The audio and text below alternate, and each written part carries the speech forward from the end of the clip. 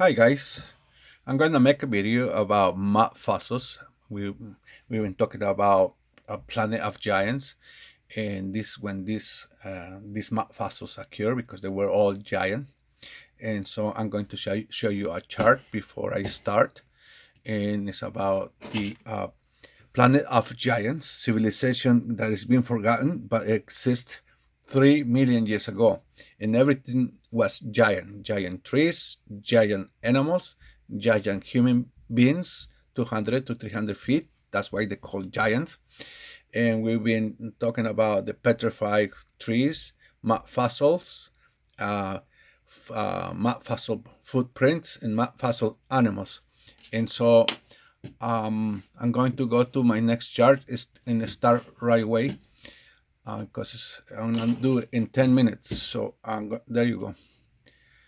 Okay. Hey guys, let's take a look at this unique temple complex called Pancharatha in India, and I'm going to show you some solid evidence that this was the model of Kailasa temple. But how could these five individual structures even begin to be the model of Kailasa temple, which is the largest monolithic structure in the world, carved out of a single rock? Because these individual temples are not really individual structures. They're all carved out of one solid block of stone. This entire complex, the five towers, the elephant, and everything else is carved from one single rock, just like Kailasa temple. Okay. For Okay. I'm gonna stop here because he mentioned twice that this um, was made of one single rock. It was sculpture of one single rock. So yes, it is very hard if it is already petrified because that's the hardest rock. And but no, this was one big pile of mud. When after the catastrophe on Earth, after the pole shift, all the piles of mud they're still soft like a clay. That's when they build these towers, or five towers. So I'm gonna go to my next video, and I'm gonna let it play, and just gonna listen. Hey guys, this is the world famous Kailasa temple at Ellora, and let's look objectively into who could have built this amazing structure. By the end of this video, I hope you will agree with me that our history is completely wrong and that this temple was built by a very advanced civilization. What's so special about this temple? This temple was not constructed by adding stone blocks, but an entire mountain was carved to create this temple. This is the only temple in the whole world where a mountain was cut out from the top to create a structure. In all other temples and caves, even Okay, in other temples and caves, he said he built it from one single rock. Also, all right. As you see, this is the mountain, big mountain, and as you see, this after the pole shift, it was revealed, and this pile of mud was soft as clay. That's when they built these temples. They were nice and easy and soft. Um, so I just want to mention that because they didn't do this temple when it was already petrified. They did it when it's still soft.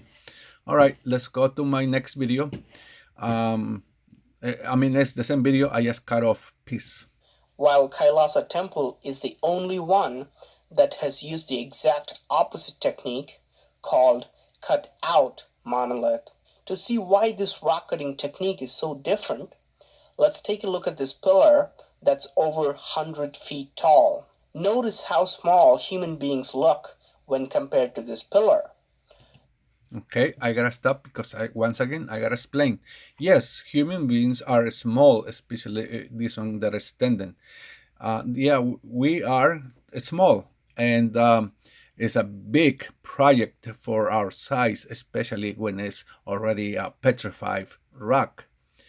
But it's not that. There is two factors over here. One, that they did it when they're still soft as clay. And the other one, remember, we are talking about planet of giants, because this we claim that is our generation did it, but no way. We are talking about planet of giants that was 3 million years ago, but it's still standing because this is the hardest rock, so it can take any kinds of weather, and because it's petrified, nothing happens to him. All right, I'm gonna go to my next play. I'm gonna once again let him talk and we listen. And this temple has actual evidence of time travel going into the past and the future. It's going to be very exciting. Let's go. Oh, there it is. There it is. Now here, you can see this amazing carving. Looks very similar to a dinosaur. And not even some type of dinosaur. It looks very similar to a Stegosaurus. There is a type of dinosaur which has these dorsal plates, which has these plates on its back. Look, 1, 2, 3, 4, 5, 6. Looks like a dinosaur. When we look at the modern day recreation of a Stegosaurus, the similarity is quite shocking, especially the dorsal plates or the back plates. We don't have any such animals with back plates today. They became extinct millions of years ago. Okay, so I want you to listen. He said it was extinct a million years ago. This means, because they're in these temples, this means that we're talking about the planet of giants 300 million years ago. Okay, let's go to the next video and listen also. Hey guys, today let's take a look at this ancient carving in Angkor Wat Temple that changes everything we know about Angkor Wat. Here you can see a figure riding an elephant. But look, this elephant has 4 tusks.